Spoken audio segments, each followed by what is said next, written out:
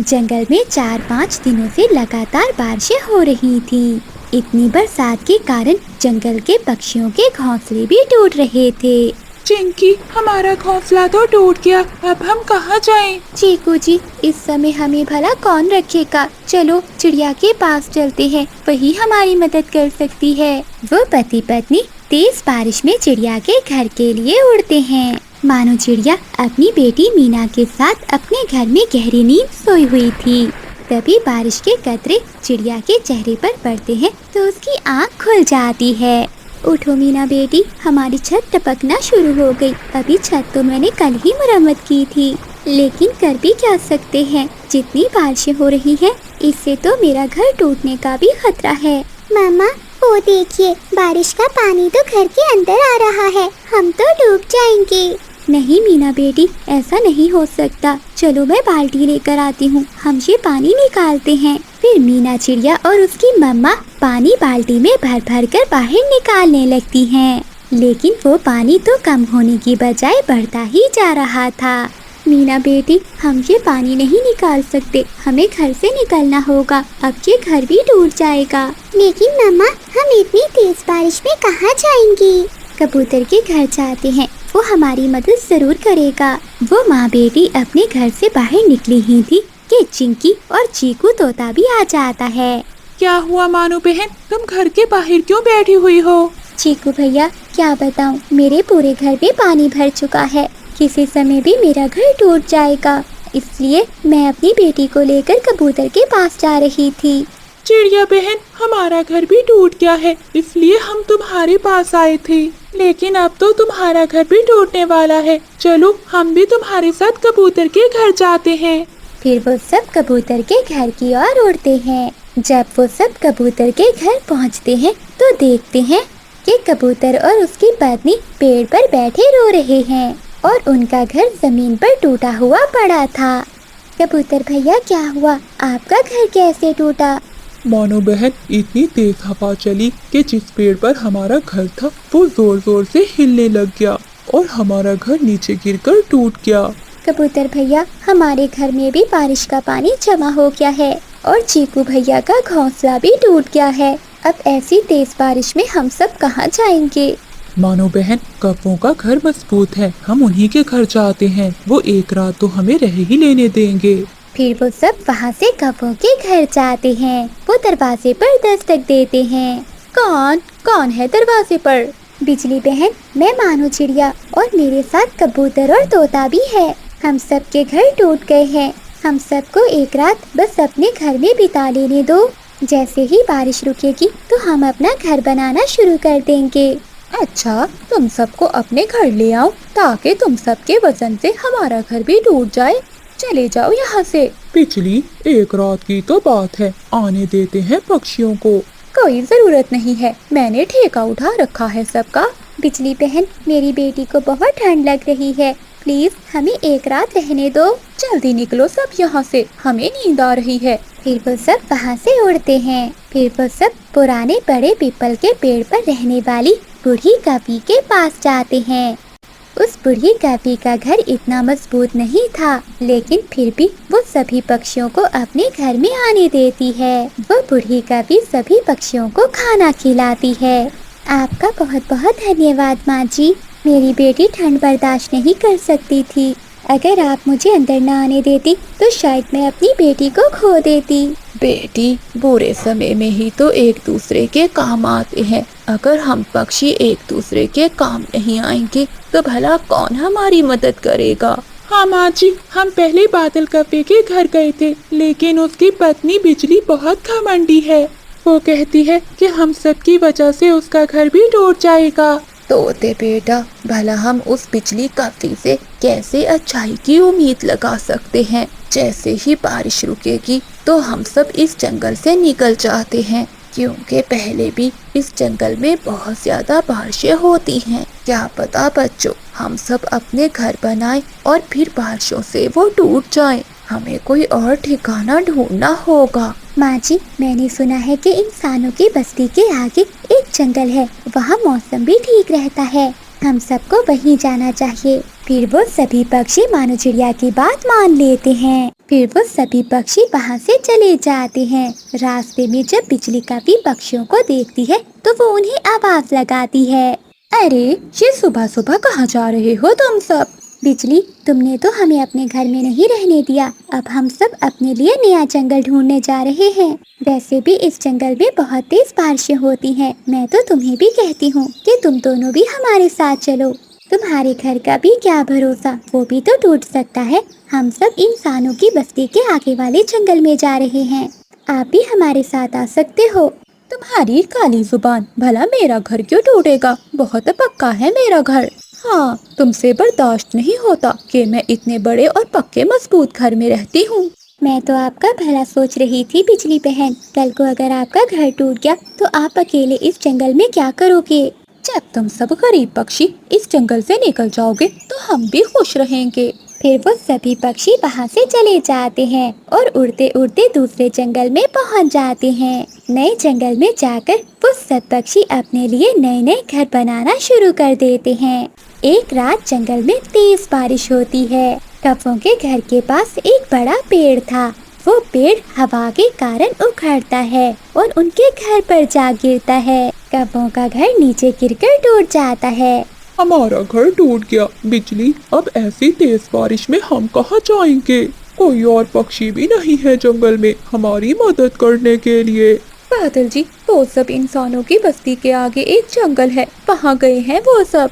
चलो जल्दी करो, हम भी वहीं चलते हैं। ऐसी बारिश में मुझे तो ठंड लग जाएगी।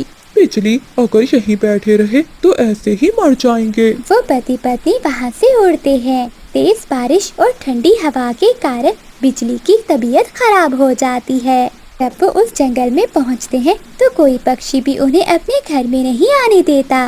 बादल जी, अब हम क्या करें? मुझे तो बहुत तेज बुखार हो गया है। अगर मुझे कोई घर ना मिला तो मैं मर जाऊंगी। बिजली, मानो का घर, मानो चिड़िया के घर हम अभी तक नहीं गए। वो जरूर हमारी मदद करेगी।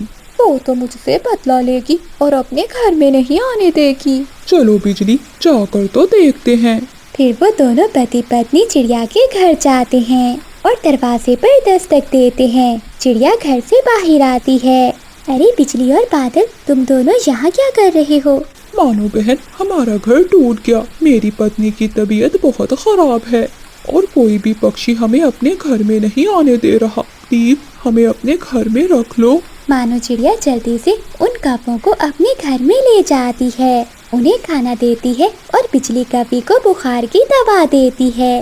बिजली कवि मानो चिड़िया से बहुत ज्यादा शर्मिंदा थी क्योंकि उसने चिड़िया के साथ इतना बुरा किया, लेकिन चिड़िया ने फिर भी उनकी मदद की।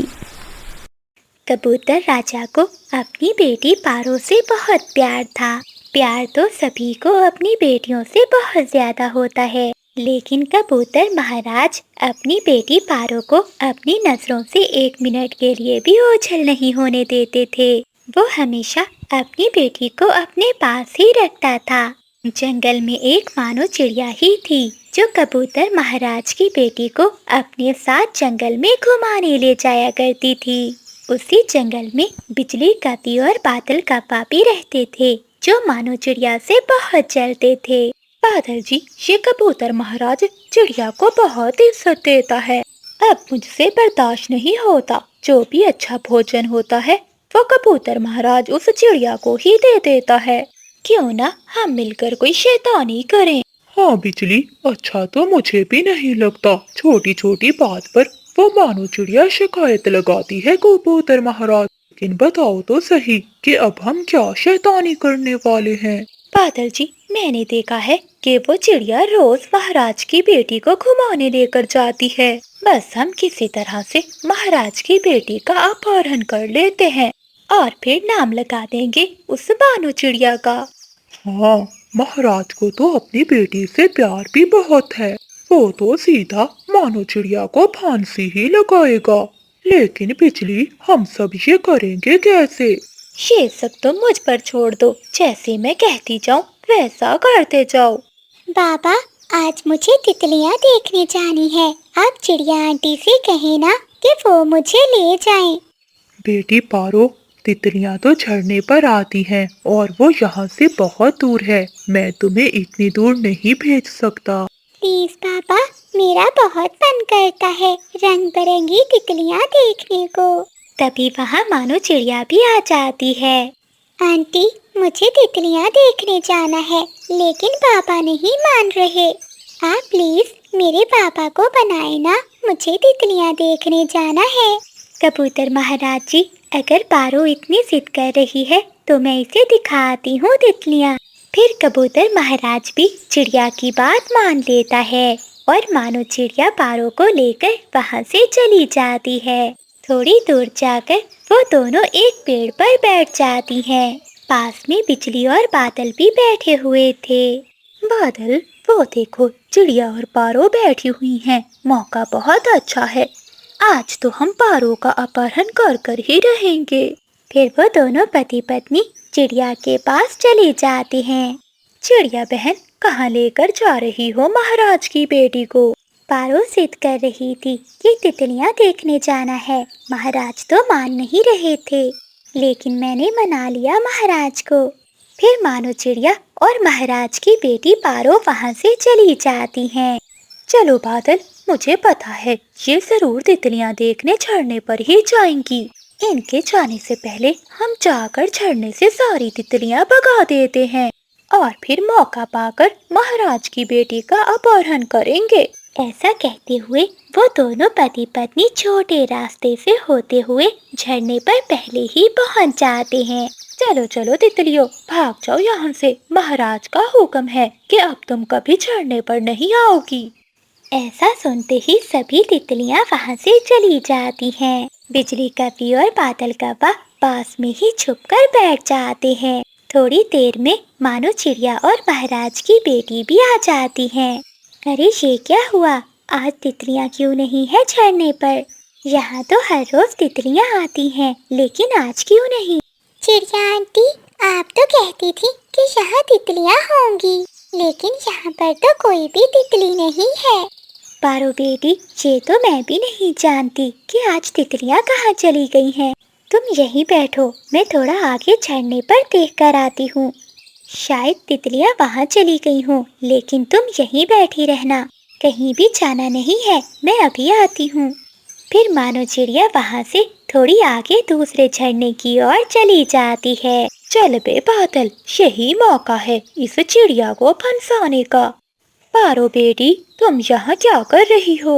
मैं तो मानो आंटी के साथ तितलियाँ देखने आई थी, लेकिन यहाँ तो कोई भी तितली नहीं है।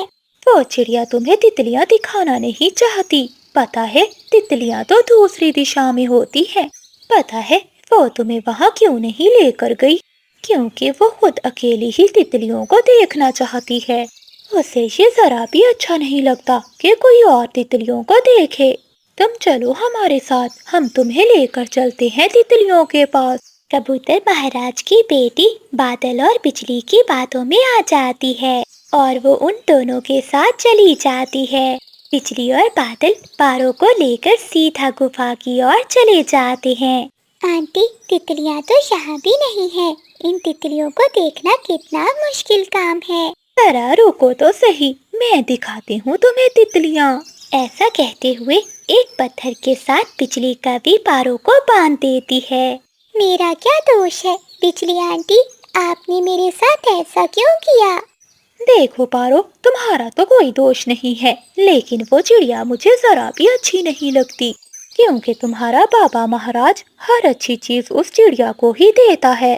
अब हम जाकर लगवाएंगे चिड़िया को फांसी। ऐसा कहते हुए वो पति पत्नी वहाँ से चले जाते हैं। अरे ये पारो कहाँ चली गई? मैंने कहा भी था कि कहीं नहीं जाना, अब मैं क्या करूँ? फिर मानो चिड़िया पारो को पूरे जंगल में तलाश करती है, लेकिन पारो तो उसे कहीं भी नहीं मिलती। फिर मानो चिड़िया बहुत ज्यादा निराश होकर वहाँ से चली जाती है। मानो, तुम अकेली हो, मेरी पारो बेटी कहाँ है? महाराज, मैं उसे थोड़ी देर बिठाकर दूसरे झरने पर तितलियाँ देखने गई थी, लेकिन जब वापस लौटी तो पारो वहाँ से गायब थी। मैंने उसे पूरे जंगल में ढूंढा, न जाने वो कहाँ चली गई। मानो चिड़िया ऐसे कहते हुए रोने लगती है। ये सुनकर कबूतर राजा भी रोने लगता है। मेरी बेटी पारो न जाने कहाँ चली गई। मैंने न जाने क्यों तुम्हारे साथ उसे तितलियां देखने जाने दिया। तभी बिजली कवि और बादल कव्वा भी वहाँ आ जाते हैं। महाराज जी, अब ये चिड़िया यहाँ बैठी मगरमच्छ के आंसू बहा रही है, लेकिन हमने देखा कि इस चिड़िया ने आपकी बेटी को मार दिया है। हाँ कबूतर महाराज जी, आपकी बेटी बहुत रो रही थी, लेकिन इस बेशरम चिड़िया को छोटी सी बच्ची पर रहम नहीं आया। ये दोनों झूठ बोल रहे हैं, मैंने ऐसा कुछ भी नहीं किया, वो तो कहीं खो गई है।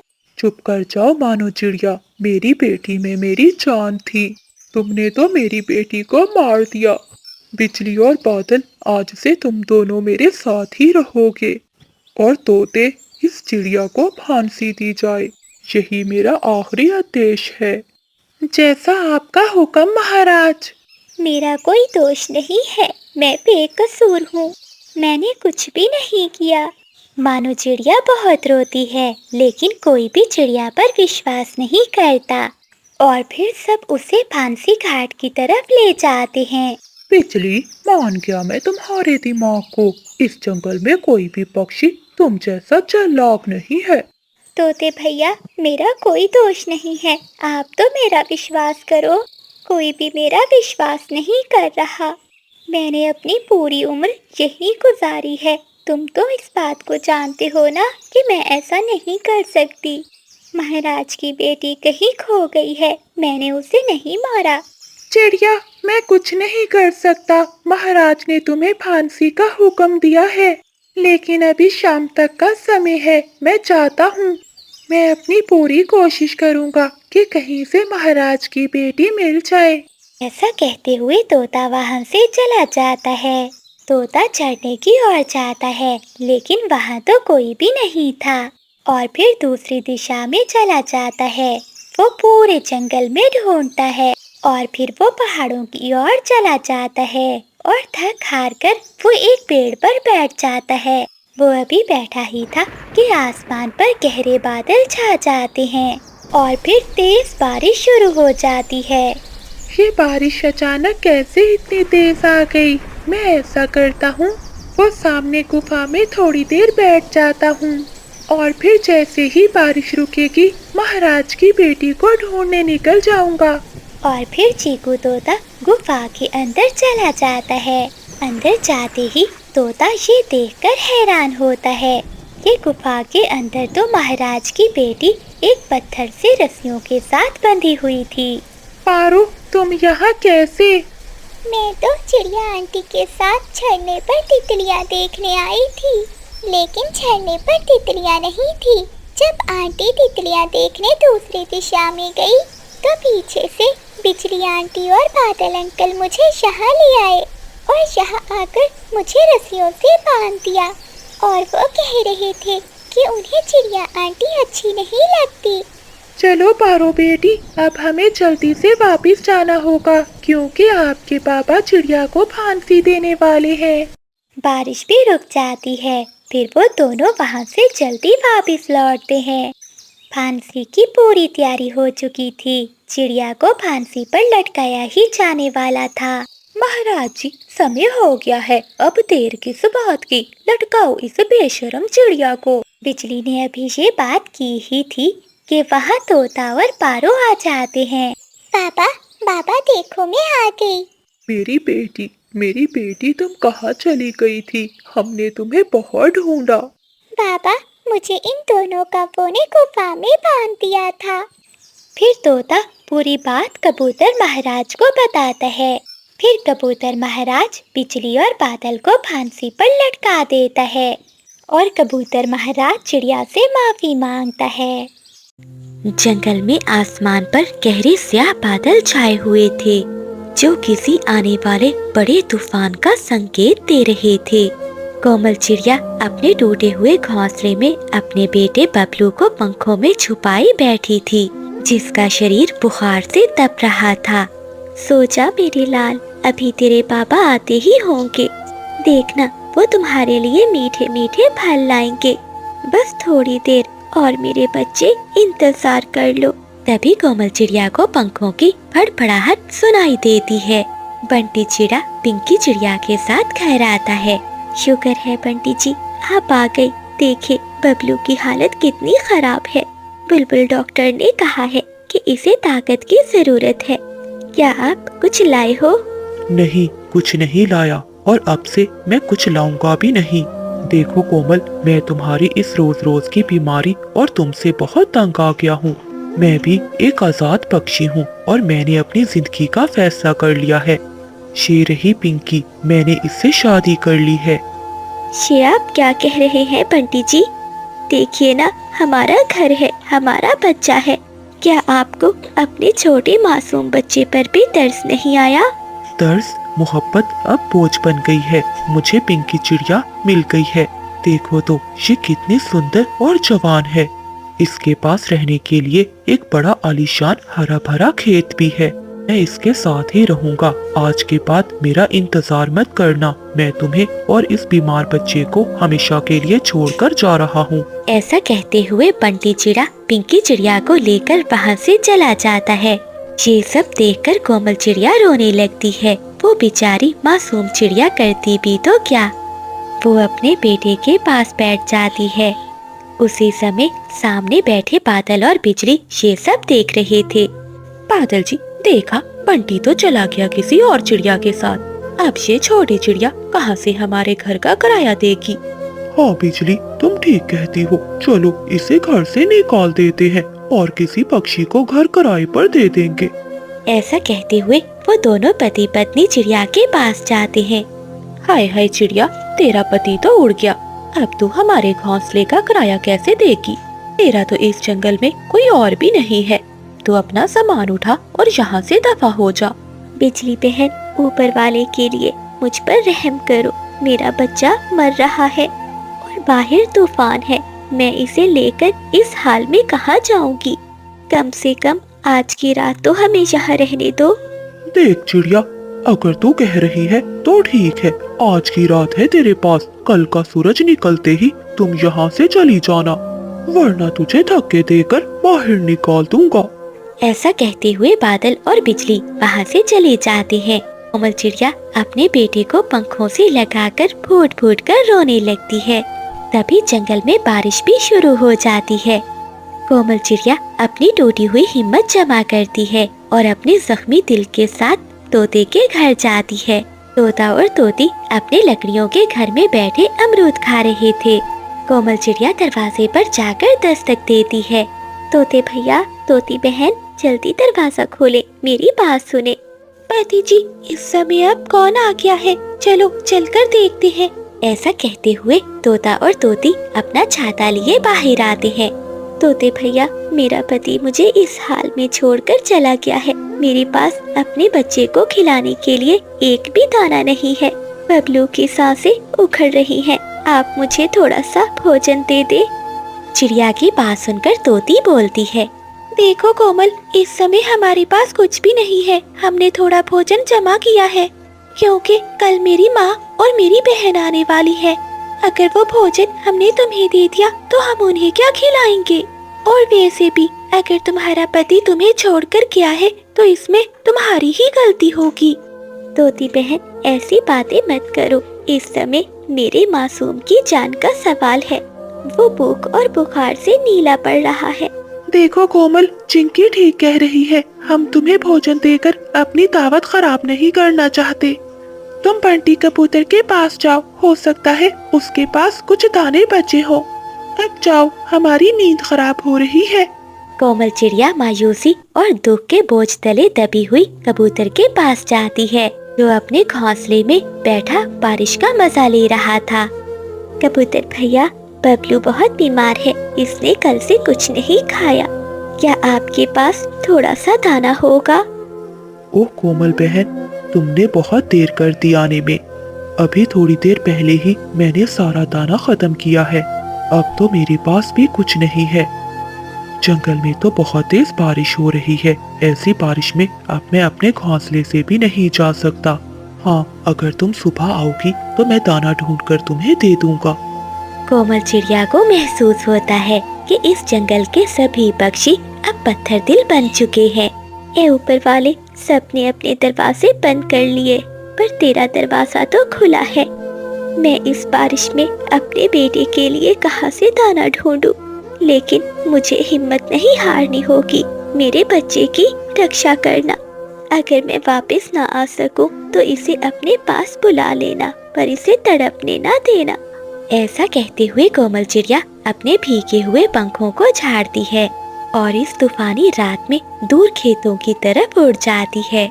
जंगल में तूफान बहुत बढ़ गया था। आसमान पर बिजली कड़क रही थी। हवाओं की रफ्तार बहुत तेज थी। ऐसी हवा में छोटे पक्षियों का उड़ना नामुमकिन था, परंतु कोमल चिड़िया ऐसी बारिश और हवाओं में भी उड़ती है। वो बहुत मुश्किल से एक वीरान खेत में पहुंचती है। वो खाली खेत में इधर उधर अपनी चोंचें मारती है कि शायद उसे कोई दाना मिल जाए। तभी कोमल चिड़िया को एक दाना मिल जाता है। दाना मिल गया, मेरा बबलू अब भूखा नहीं रहेगा। बस थोड़ी देर, मेरे बच्चे, माँ तेरे पास आ रही है। कोमल चिड़िया जैसे ही वो दाना उठाती है तो हवा का एक तेज झोंका उसे दूर झाड़ियों में फेंक देता है। वो झाड़ियाँ कांटेदार थी। कोमल चिड़िया घायल हो जाती है। ए ऊपर वाले, ये क्या हो रहा है मेरे साथ? लेकिन मैं हार नहीं सकती। अगर यही रुक गई तो मेरा बबलू मर जाएगा। मुझे जीना होगा मेरे बेटे के लिए। कोमल चिड़िया अपनी पूरी ताकत लगाती है और उस झाड़ियों से बाहर निकलती है। उसका पंख घायल हो जाता है, लेकिन वो उसकी परवाह नहीं करती। वो लड़खड़ाती हुई उड़ती है और अपनी चोंच में दाना दबाए रखती है। बबलू मेरे लाल, उठो, देखो माँ दाना लाई है। मैंने किसी से भीख नहीं मांगी। बेटे, मैं खुद लेकर आई हूँ, खा लो मेरे बच्चे। तुम ठीक हो जाओ, फिर हम यहाँ से दूर चले जाएंगे। बबलू घोंसले में बड़ा हुआ था। इसकी आंखें आधी खुली थी, लेकिन इनमें कोई चमक नहीं थी। कोमल चिड़िया जब अपना पंख बबलू को लगाती है तो वो बर्फ की तरह ठंडा पड़ चुका था। वो भूख और बुखार के कारण बहुत देर पहले ही दम तोड़ गया था। कोमल चिड़िया जोरदार चीख मारती है, नहीं, ऐसा नहीं हो सकता। बबलू, आंखें खोलो, देखो माँ तुम्हारे लिए अपना खून बहाकर दाना लाई है। कोमल चिड़िया की चीखें इतनी दर्दनाक थी कि जंगल के सभी पक्षी वहाँ आ जाते हैं। बुलबुल बबलू को देखती है। बहुत देर हो गई है कोमल, तुम्हारा बच्चा अब इस दुनिया में नहीं रहा। ये सुनकर कोमल चिड़िया और भी रोने लगती है। वो बंटी चिड़े की तरफ देखकर कहती है, बंटी तुम जीत गए, मैं हार गई। देखो, आज तुम्हारी बेवफाई और इस जंगल की बेहिस्सी ने हम दोनों को मार दिया। अब तुम सुकून से रहना।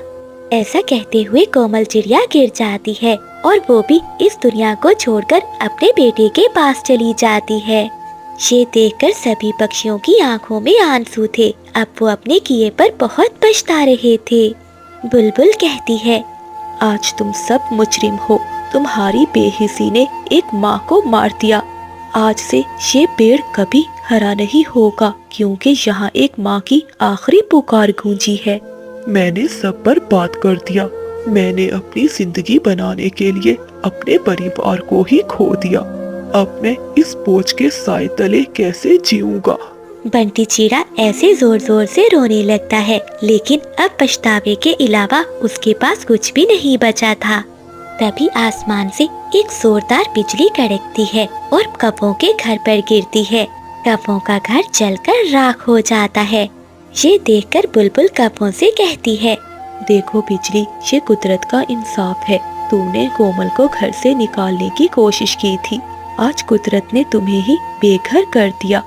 तो प्यारे दोस्तों, मैं चली गई, पर मेरी कहानी याद रखना, किसी की मजबूरी का मजाक मत बनाना, क्योंकि जब वक्त का पहिया घूमता है तो सब कुछ मिट्टी कर देता है। बिजली का भी आईने के सामने बैठी मेकअप कर रही थी। तभी बादल का वह चोंच में एक रोटी का टुकड़ा लेकर आता है। देखो देखो बिजली, मैं तुम्हारे लिए क्या लाया हूँ। रखो ये सूखी रोटी अपने पास। देखो मेरी आँखों के गिर्द कितने हल्के पड़ गए हैं। पता है बादल, उस कबूतर ने कबूतरी को मोतियों का हार दिया है, और एक मैं यहाँ इस टूटे हुए घोंसले में अपनी जिंदगी बर्बाद कर रही हूँ। परंतु बिजली, मैं भी तो तुम्हारी हर जरूरत पूरी करता हूँ। क्या जरूरत? बादल, मुझे जरूरत नहीं बल्कि ऐश चाहिए। इस बोरिंग जंगल और तुम्हारी इस काय काय से मैं तंग आ गई हूँ। न जाने मेरी माँ ने मेरी शादी तुमसे क्यों कर दी। मुझे तो कोई ऐसा सुंदर कौवा चाहिए था। मुझे तो ऐसा पति चाहिए था जो मुझे जंगलों की सैर कराए और हीरों में तोल दे। बस बहुत हो गया। मैं जा रही हूँ ठंडी नदी पर, जहाँ बैठकर कम से कम मुझे सुकून तो मिलेगा। ऐसा कहते हुए बिजली कवि गुस्से में घर से चली जाती है। बिजली कवि नदी के किनारे जाकर बैठ जाती है और उदास होकर अपना अक्स नदी में देखती है। काश मैं भी किसी अमीर कव्वे की पत्नी होती तो मेरे पास भी बड़ा घर और गहने होते। ये बुढ़ा बादल तो मेरी एक भी ख्वाहिश पूरी नहीं कर सकता।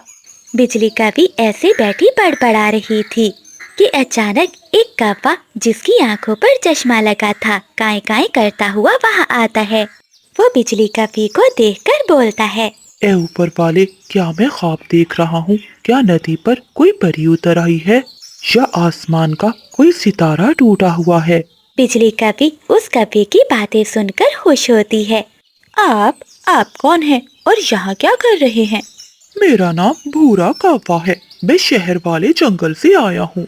मैंने पूरे जंगल घूमे हैं और मेरा हीरों का व्यापार है, लेकिन आपकी सुंदरता के सामने कोहिनूर का हीरा भी फीका है। इतनी खूबसूरत कवि मैंने आज तक कहीं नहीं देखी।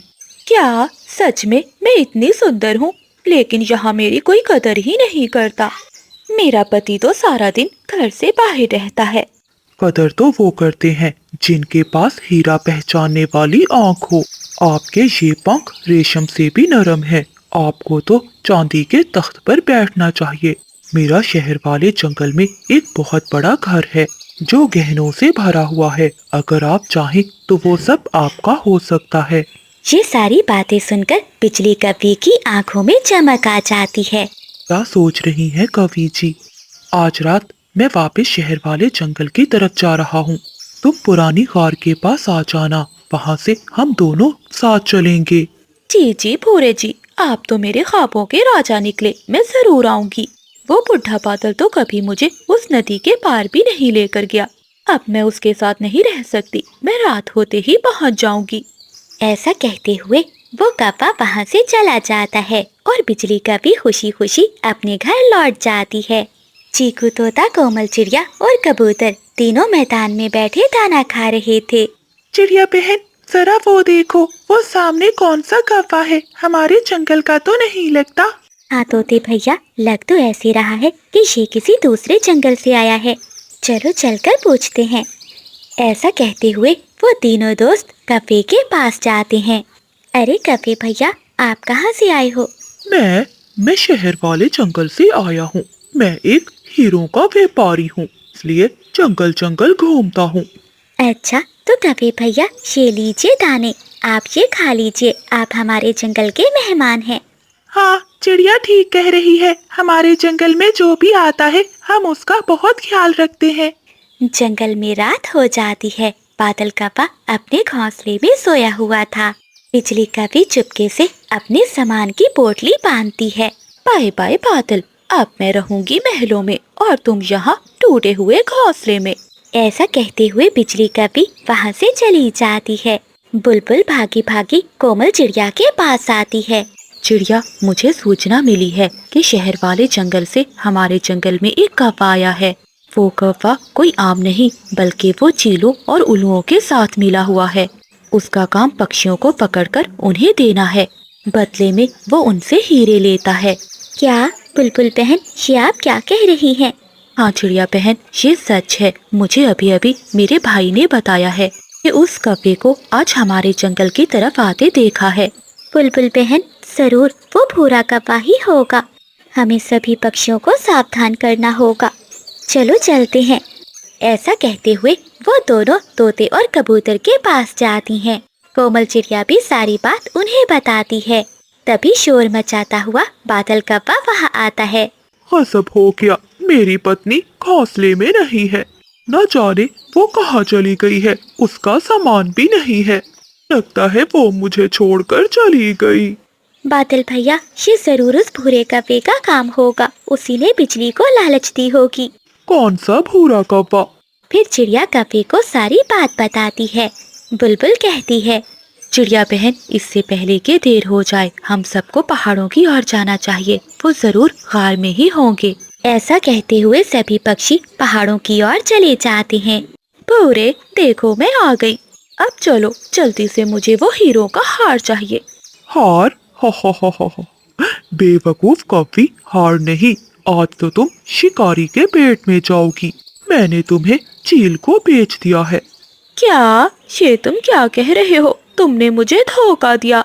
ऐसा कहते हुए बिजली कौवी जोर जोर से चिल्लाने लगती है और वहाँ से भागने की कोशिश करती है। तभी चील आगे से उसे रोक लेती है। कहाँ जा रही है कौवी? मैंने तुझे खरीदा है, अब तो मेरा शिकार है। ऐसा कहते हुए चील जैसे ही आगे बढ़ती है तो सभी पक्षी पीछे से आ जाते हैं और वो सब चील पर हमला कर देते हैं। चील डरकर वहाँ से भाग जाती है। अरे ओ ठग कौवे, आज मैं तुझे नहीं छोड़ूंगा। तूने मेरी पत्नी को बेचा। ऐसा कहते हुए बादल कौवा भूरे कौवे पर हमला करता है और उसकी खूब पिटाई करता है। घायल होकर भूरा कौवा वहाँ से भाग जाता है। बिजली कौवी रोने लगती है। उसे अपनी गलती का एहसास हो जाता है। बादल, मुझे माफ कर दो। मैंने हीरो के लालच में तुम्हारी सच्ची मोहब्बत को भुला दिया। बिजली, हीरे और महल जिंदगी नहीं होते। जिंदगी वो होती है जहाँ कोई आपकी परवाह करे। मैं गरीब जरूर हूँ, लेकिन तुमसे सच्ची मोहब्बत करता हूँ। तभी कोमल चिड़िया कहती है, देखा बिजली बहन, अपनी लकड़ी के घोंसले में जो सुकून है वो किसी महल में नहीं है। ऐसे बादल कौवा बिजली कौवी को माफ कर देता है और वो सभी पक्षी खुशी खुशी अपने अपने घोंसलों की ओर लौट जाते हैं। तो प्यारे दोस्तों, इस कहानी को लाइक, चैनल को सब्सक्राइब और अपने दोस्तों के साथ शेयर करना मत भूलिएगा। आपका धन्यवाद। सुबह सुबह चीकू तोता आईने के सामने ऐनक लगाए अपने पंख संवार रहा था। चीकू जी, क्या बात है? आजकल आप बहुत बन संवर कर जाते हैं दाना लेने। नहीं नहीं चिंकी, कोई ऐसी बात नहीं है। अच्छा, अब मैं चलता हूँ, देर हो रही है। ऐसा कहते हुए चीकू तोता घर से निकल जाता है। दूसरी ओर कबूतरी अपने घोंसले में अंडों पर बैठी थी। अरे बबली, तुम तो बैठी बैठी बहुत मोटी हो रही हो। थोड़ा बाहर भी घूम आया करो। ऐसे बैठी बैठी तुम हाथी जैसी मोटी हो जाओगी। अरे बंटी जी, क्या करूं? अंडों पर भी तो बैठना है। अगर मैं गई तो हमारे अंडे खराब हो जाएंगे। वहीं कोमल चिड़िया भी अपने घोंसले की सफाई कर रही थी। दूर एक शाख पर बिजली कौवी बैठी अपनी दूरबीन से सभी पक्षियों पर नजर रख रही थी। बादल जी, देख रहे हो इनकी खुशियाँ? वो देखो, मोटी चोंच वाला कैसे पर लहरा रहा है जैसे कोई शहजादा हो। और वो गंदी आंखों वाला कबूतर अपनी पत्नी का दीवाना है। अब मैं ऐसा धमाका करूंगी कि सब देखते रह जाएंगे। बिजली, बस कर जाओ। पिछली बार भी तुमने कहा था कि उल्लू को रात को नजर नहीं आता। पता है ना, उसने दिन में मेरी कितनी पिटाई कर दी थी। अरे चुप रहो बुज़दिल, अब देखते जाओ कि मैं क्या करती हूँ। ऐसा कहते हुए बिजली कौवी उड़ती है और चिंकी तोती के पास जाती है, जो अकेली बैठी लाल मिर्च खा रही थी। हाय हाय चिंकी बहन, तुम यहाँ बैठी ये कड़वी मिर्चें खा रही हो और वहाँ तुम्हारा पति किसी और के साथ मीठे मीठे बोल बोल रहा है। क्या क्या मतलब? चीकू तो कह रहा था कि वो दाना लेने जा रहा है। हाँ तोती, दाना लेने ही गया होगा, लेकिन किसी लाल तोती के साथ। मैंने खुद देखा है अपनी इन सुंदर आँखों से। वो तो उस लाल तोती को अमरूद तोड़ तोड़ कर दे रहा था और कह रहा था कि उस लाल तोती की चोंच बहुत सुंदर है। अच्छा, तो मैं भी कहूँ, आजकल चीकू जी सुबह सुबह क्यों तैयार होकर जाते हैं? मुझे यहाँ कड़वी मिर्चें खिलाकर खुद मीठे मीठे अमरूद खा रहे हैं। आज आने दो इसे घर।